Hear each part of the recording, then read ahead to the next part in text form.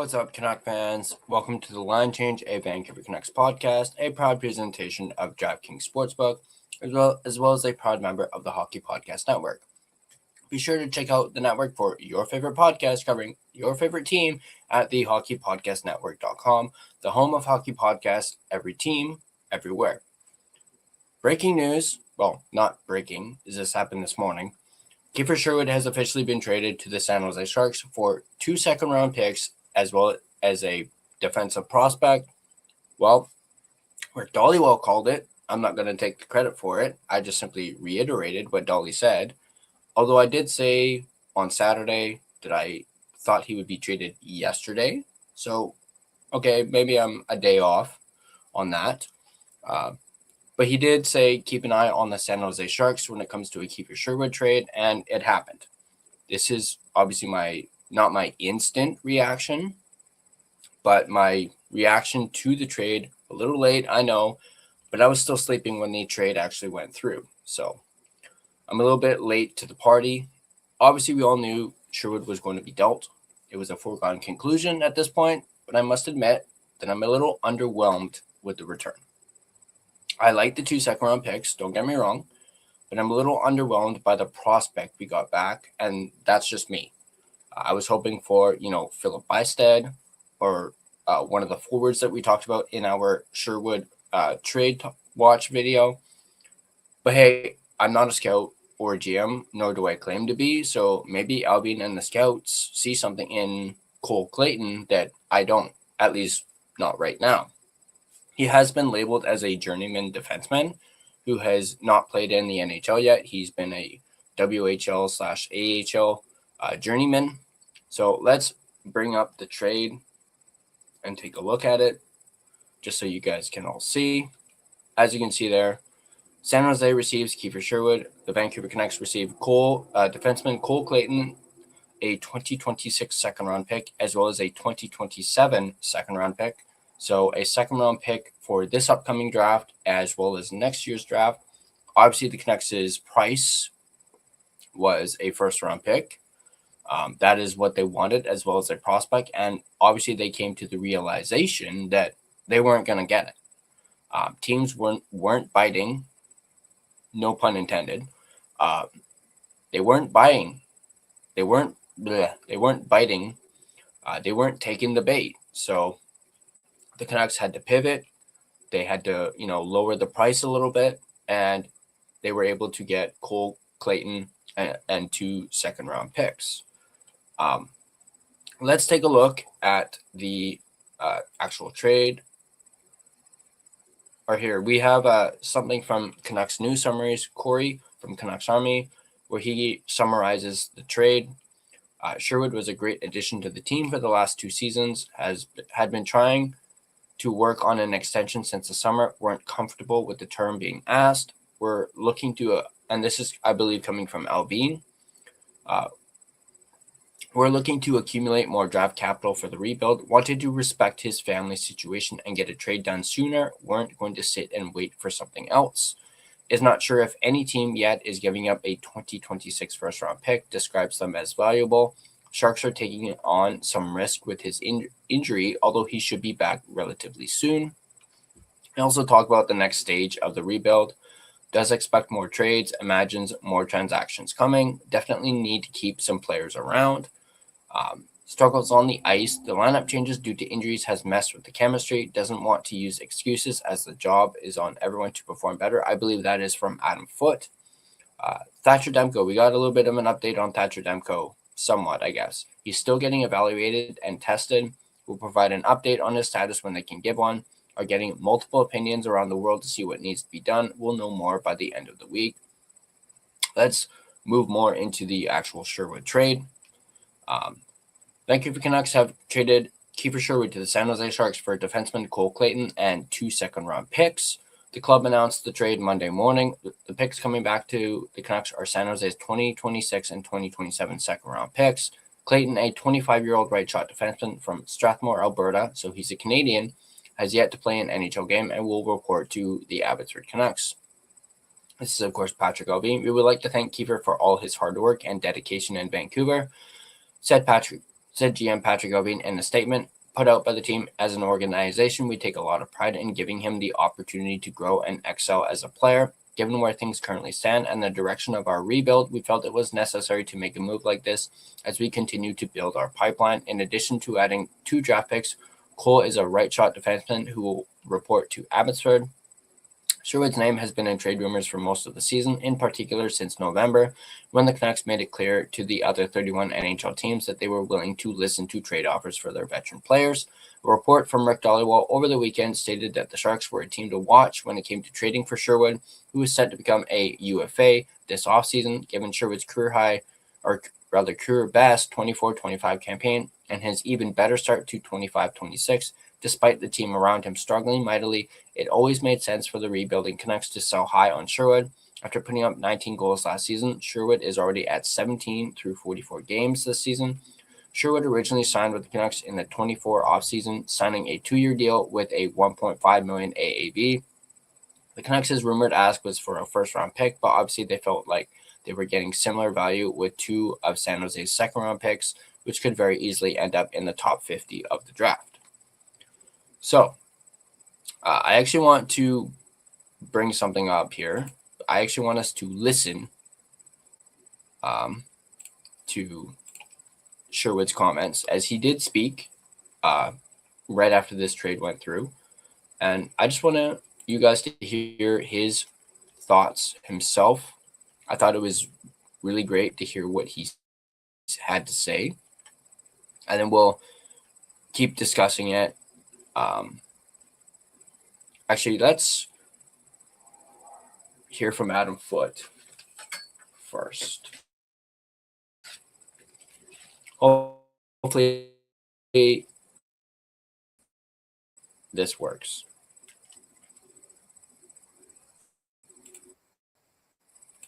Sorry, moving on to San Jose.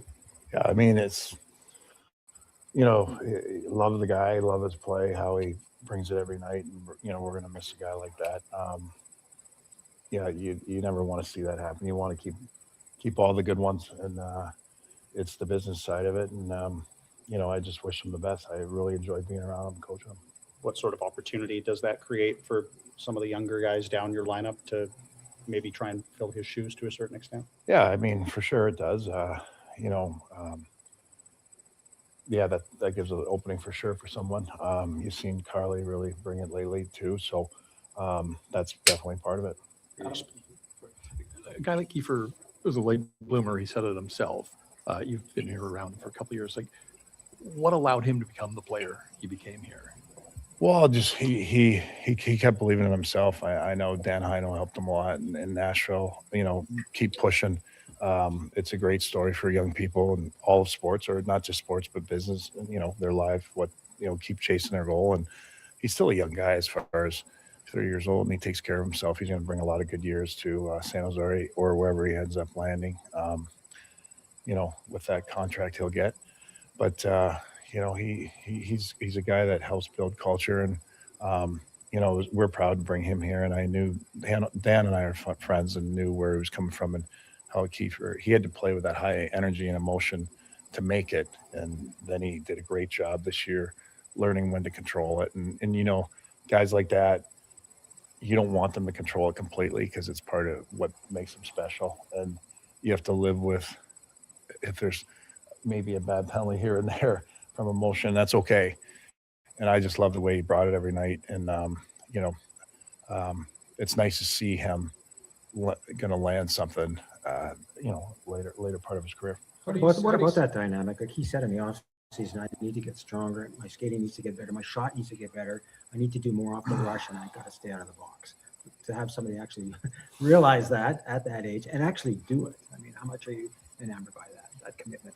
Well, that's just, you have to continue to grow. It doesn't matter what age you are, and recognize what you can work on, but also keep working on your strengths. And he always worked at his game, and he played at a high level with pace, worked on his shot. You saw a few, all of that. And,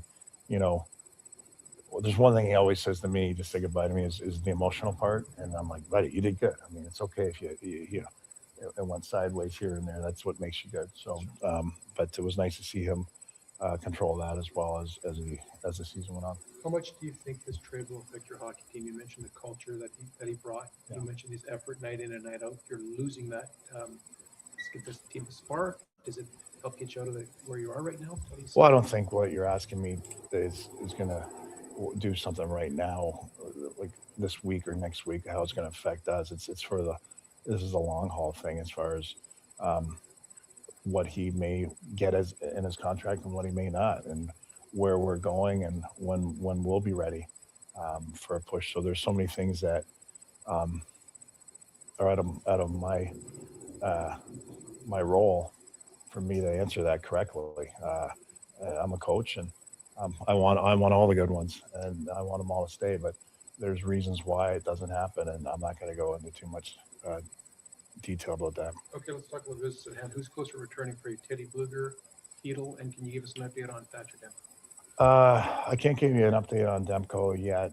They're still evaluating, getting seeing some different people on that, and I'll find out here about Bluger if he's ready coming in today or before the skate today. I'm thinking more Wednesday, but we'll see in a minute. And hopefully Heedles at the end of the week. Goaltending, and what was behind the decision to flip the AHL guys? Games, I think you told some games, and coming up to the Olympic break too. Get one guy's going to be up here with us, right? And what'd you ask me? Who's going tonight? Yeah, Link. Sorry. Okay. Yeah. He's feeling better. Yeah, he's feeling better. He, yesterday he was still a little bit under, but way better than the day before. So. All right, there we go. We have, but let's hear from the man himself, Chief. Obviously a little caught off guard. It just was bag skating. So then I got off and was told, obviously. So just first and foremost, I'm really thankful for everything that the city and this organization has given me. And I know they say you earn it, but you got to have the opportunity. And, as a guy that has been a late bloomer, it's everything I could have hoped for and more. And this is really a special place to play. And I think that's the hard part at times about the business is you get attached to certain, cities and communities. And I feel like this city and place to play in this organization, they do things the right way. They really live and breathe hockey. And I think that's why that passion has been it's been a mutual respect and appreciation. And I've said that, I wish obviously nothing but the best for this organization moving forward. And I know no matter what people feel, like the organization is going to benefit from this with the picks and whatnot. So I'm just really grateful for everything and couldn't have asked for, more coming into this. And, when I just told Patrick and Jim that, I wanted nothing more signing here than to make the playoffs, and I know the city, how much it means to them and craves it. And, the playoffs are a special time for every city and team, but it's different here. And hopefully it's sooner rather than later. And sometimes you just got to trust the process as a player. And, I think it's the other part of it too is, there's so many great connections in the locker room. And I think that's the hard part is I have so many brothers for life and so many great guys that I'm going to miss. So I would never, ever close any doors in life, but I'm just grateful for everything. And I wish nothing but the best for the people in the city of Vancouver. You allude to your individual success while you've been here. Is it frustrating that it didn't come with more team success? There's, as a competitor, you always get frustrated after every loss, so of course there's frustration, but that's life. There's things that you have to control, and there's so many things that happen outside of our control, and the things that we were dealt as a team and the adversity of the past 2 years that are out of our control, and sometimes it's not what happens, but it's how you respond. And I think that's a big, lesson that the organization's moving forward for. And, I know that they're in a better spot, hopefully, now than they were, when I came in. So, I'm really grateful and appreciative, and just want to tell everyone that I really love my time here and wish them the best moving forward. Once Quinn was traded, did this day feel inevitable to you a little bit? No, I mean everyone's path's a little different, and everyone's. I mean, he's a special player. Obviously, and he did a lot for the city. I think the direction the team, took a turn, and that they're doing what's best for them. So, business is business at the end of the day, and I think that's sometimes the hard part about it, about what we do. But, um, you know, I think obviously if he's not going to re-sign here and stuff, then the team has to do what's best for them. And I don't know. I think it's a little separate. I didn't really think too much about it, but Quinn's always a friend for life, and obviously he did a lot for the city too. The Sharks are here next week. Are you going to be healthy enough to? I don't know. I think I need to make sure this is right, and we'll see. How about the opportunity to go and play with some of the young, talented players they have down there in San Jose? Yeah, I mean that's the sometimes their rebuild has probably happened quicker than they thought, and I know they have some special players coming up in their system, so yeah, it's pretty exciting. But I'm just trying to be in the present right now and process everything, and I'm looking forward to obviously the new start, but also just want to say how grateful I am here. You're speaking with a lot of emotion here. This place seemed to be a real good fit for you. The way that you played, the way that you blossomed, the way that the fans responded to you. A lot of people would want to jump from a sinking ship. Sounds like this trade has affected you a little bit because this city and the people here and this organization has meant a lot to you. Am I right with that? Yeah, I mean, I there was definitely an attachment to the city, and I think the hard part is the person, the player, sometimes separate, right? Like, so as a person, I have nothing but great memories, and something that me and my wife are expecting, and gonna be telling her about our daughter, about all the great times that we had here, and showing her some great memories, and just I just leave with, I guess, my head held high and nothing but just appreciative. How hard is it going to be to tour that room after the guys get off the ice and visit with everyone? It's an opportunity not a lot of people get sometimes. Yeah, What's that going to be like? Well, it's a little different setup with an optional skate today. So I saw some of the guys, and I guess that's when it started to sink in a little bit, just giving everyone hugs. And, there's, like I said, a lot of special guys in there. And I think when you spend more time with the team, you get closer to certain guys and make really relationships for life. So I just want what's best for them and keep in touch. And, hopefully would love to help them in any type of way I can moving forward. And I know you've been living on edge a little bit the last couple of months. Is there's a degree of relief or clarity that at least how this season's going to go, the rest of it, and then you can make a decision? Well, yeah, and the other part of it too is, I think Jim and Patrick were mindful of, obviously we're expecting at the end of April, so they didn't want to kind of throw us in for the whirlwind. So I told them how thankful we are to try to get some things sorted out before that, if things weren't going to work out here, and that's just part of the business, I guess. But yeah, I definitely would like to have like a last, I don't know, hoorah or something, or dinner, or just get together with the guys, because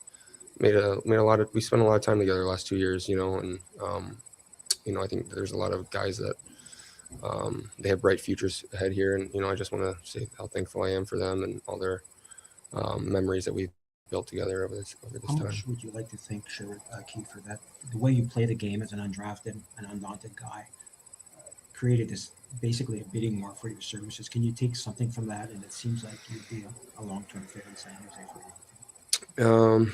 Yeah, I just try to, I always say, but just put my work boots on every day. And, when you're in the minors, I hope that it kind of opens up some pathways for other late blossomers one day, whether it's here or other places, because there's a lot of guys that are good players in the A. They just sometimes need some time to figure it out and some opportunity. And that's what I was so grateful for coming here, is just the opportunity to kind of blossom and be myself. But yeah, looking back, I couldn't have asked for anything more from my experience in Vancouver. Like, I really couldn't have, to have the fans be as appreciative as they are and even chant my name is crazy. It's something I still sometimes process and look back on, so yeah, I'm just, I know I'll keep saying it, but I'm just grateful, and hopefully it's a win, it's a win-win for everyone involved, and yeah, leave the place better than you found it is something that, my parents always try to teach me. There we go. From the man himself. Let's keep going. Let's hear what Connor Garland had to say, and then I will do my Mitchell sponsor read. One year you underperform or teams go in a different direction, you lose good players and good guys. So we've dealt with it in the past. We've had years where we brought guys in as well. So but it's one of those years we're gonna see guys go out. Woody's a fun teammate to have. He's a gamer. He's a really good player. He's been awesome for us. So yeah, we'll miss him in the room, and on the ice quite a bit. What will you miss about him on the ice as On a the player? ice? Yeah, it's just his energy, his day-to-day mentality, his practice habits. So he, he's a great pro. Obviously the goals and the hits are what people see, but just his energy on the bench and when you need life, he brings it. So that's a huge asset. Some guys are, they come into this league destined to be great. He himself talked about the journey for him. I mean, how much fun has it been to watch him emerge over these last couple of years? Yeah. I played against him in the minors. I remember, how frustrating it was to play against in the playoffs, and just to see his game grow and his offensive abilities, and he has a growth mindset. So that's kind of most important with guys. You see get better each and every year. And I remember him coming in his first couple of weeks talking about, he'd love to expand a little bit his game, and he has. So but if you put the work in, you put the time in, which he has, he's been rewarded, and hopefully continues to get rewarded. The markets from this to what you played in Arizona is so different, and the level of attention stuff. But there were times that the Coyotes would cycle through players, move guys on for younger players or cheaper players. Is there a comparable feeling at all to what's, that uncertainty around here? As you're talking about time that predates me. When I was there, we actually were adding pieces. We had a Taylor Hall, we had a Derek Stepan, we had a Carl Soderberg. So we were actually a team that most years was battling with the Canucks and other teams for those last couple spots in the playoffs. So I miss those days, but I'd say obviously this year feels a lot different than any other. We're never been in last place, never been on a losing streak like this. So it's when you're struggling, teams have to get better in a certain way, and that's when good players move out for. All right, that was Connor Garland right there. All right, so like I said, a little underwhelmed by the return, but that's okay.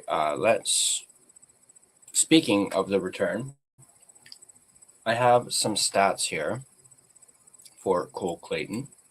Can you just bring it up here? 1 second.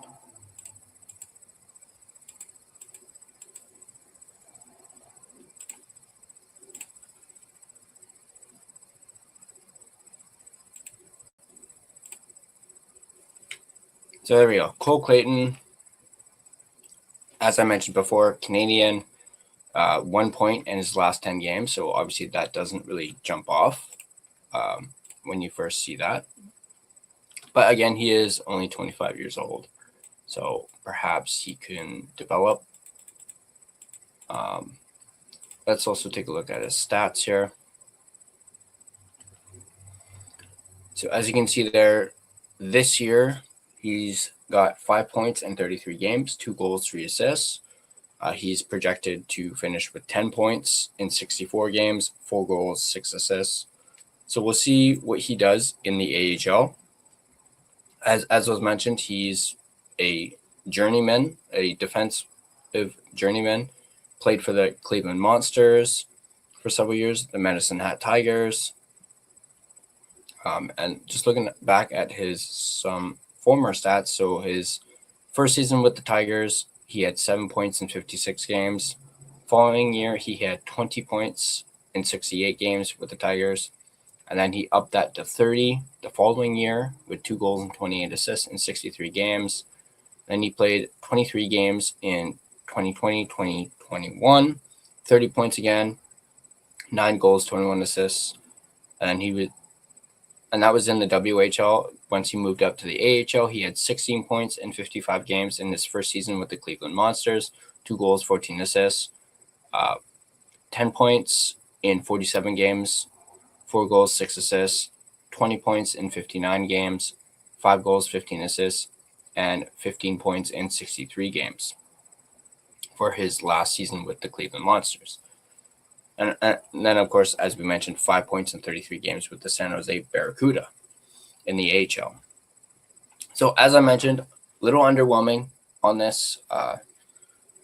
Obviously, we talked about Philip Bystead in our previous Sherwood video and how I really wanted them to pull the trigger on that, but perhaps the Sharks were not willing to give him up.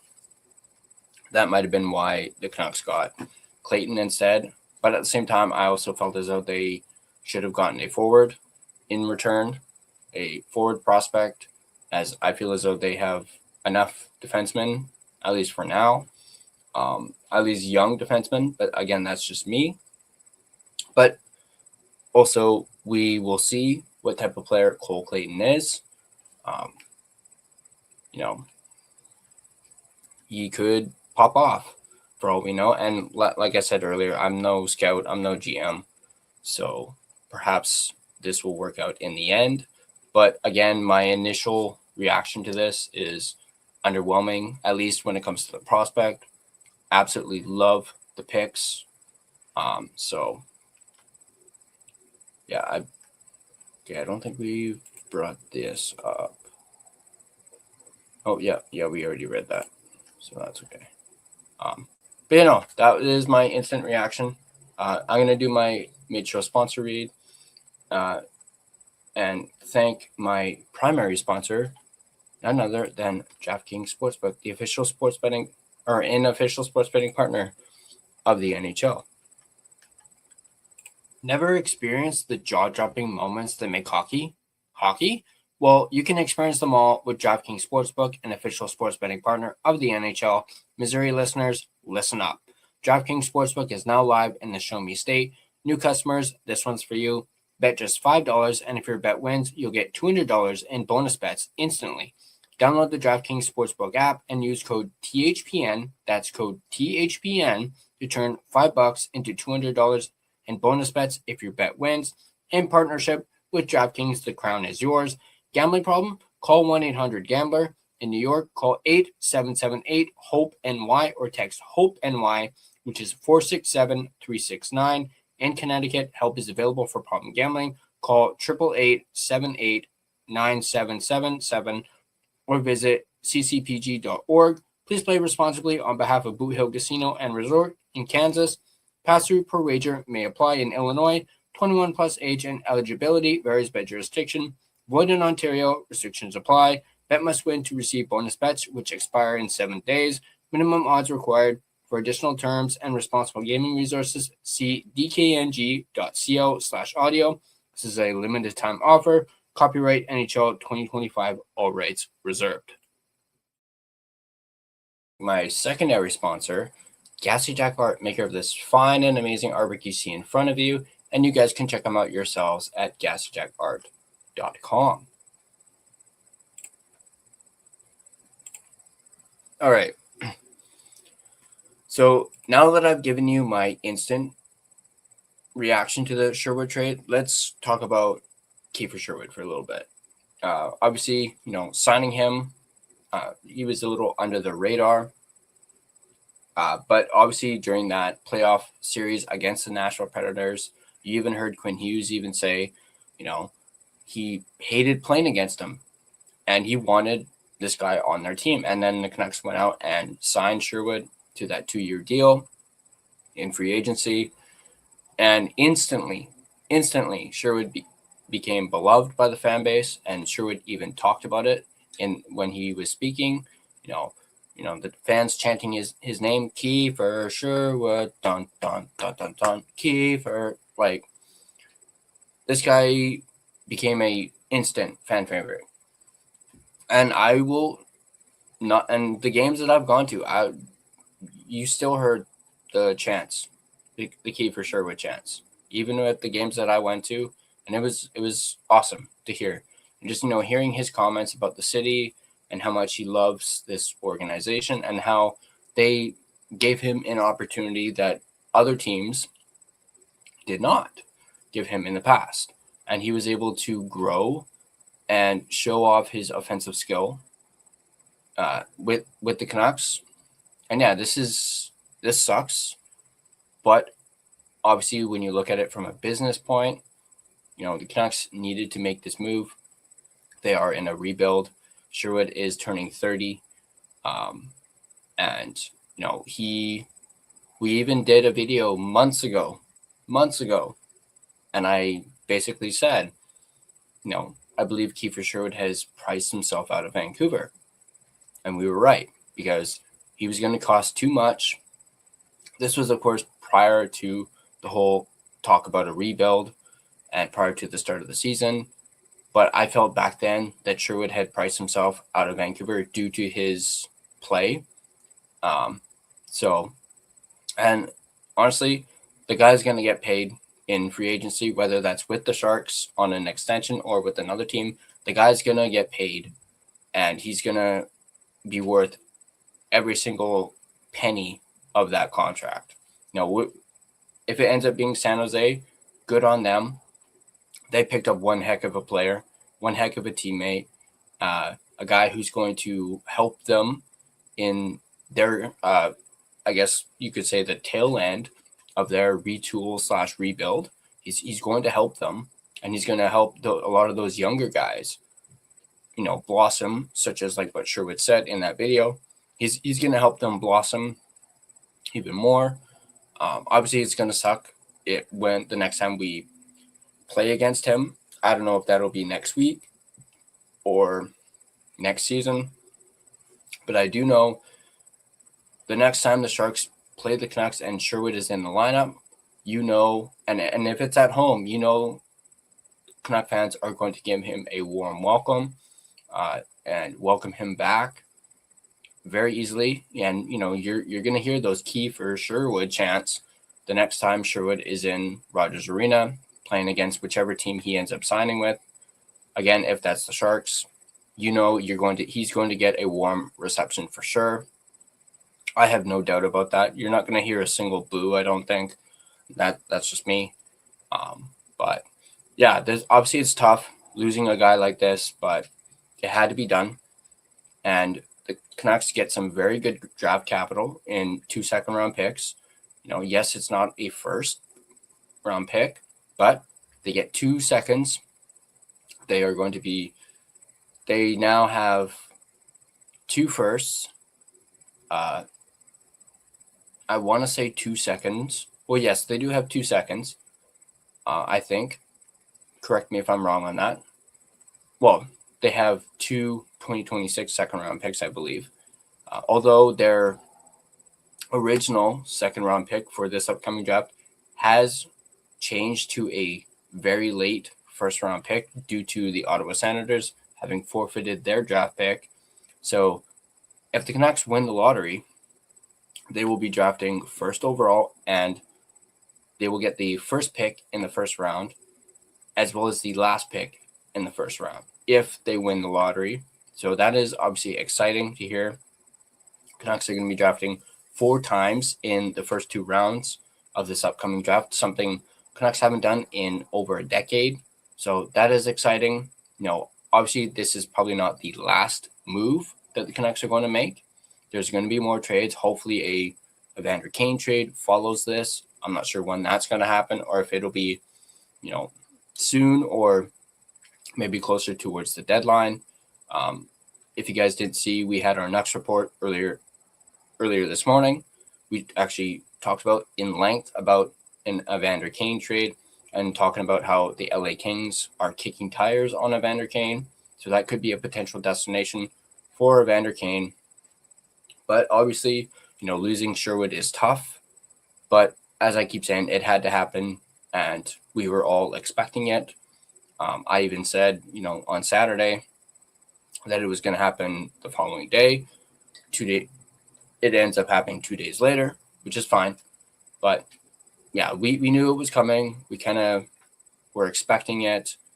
But like I mentioned already, a little underwhelmed on the prospect return. Perhaps that might change once I actually see how Clayton plays and whether or not he actually makes it up to the NHL. But I was hoping for, a guy like Bystad or one of the forwards that we talked about in the previous video, but nothing I can do about it. Like I said, I'm no scout or GM, so perhaps, like I keep mentioning, they saw something or see something that I don't. But there you go. This was my somewhat instant reaction to the trade, breaking it down. Kiefer Sherwood traded to the San Jose Sharks. Canucks received Cole Clayton, a 2026 second-round pick, and a 2027 second-round pick. As always, I hope you guys enjoyed this little spontaneous live reaction. Absolutely loved, hearing from Sherwood himself, as well as, Adam Foote, Connor Garland, and hearing their reactions. But yeah, so Kiefer Sherwood is now a member of the San Jose Sharks. Let me know what you guys think in the comments down below. And as always, if you guys like this video, be sure to hit that like button. And if you want to stay up to date on your Vancouver Canucks content, be sure to smash that subscribe button and turn on your notifications so you don't miss a single video. Feel free to check out our merchandise store. We are currently selling our 1-year anniversary collection as we are rapidly approaching our 1-year anniversary, complete with a redesigned logo both in blue and green, as well as our skate version of the logo. Check it out at thelinechangepodcast.threadless.com. Honestly, that black hoodie with the skate logo looks absolutely fire, as does the white one. So go ahead, check it out. Once again, that is thelinechangepodcast.threadless.com. We do have some sales going on for the anniversary collection, so go ahead and check those out.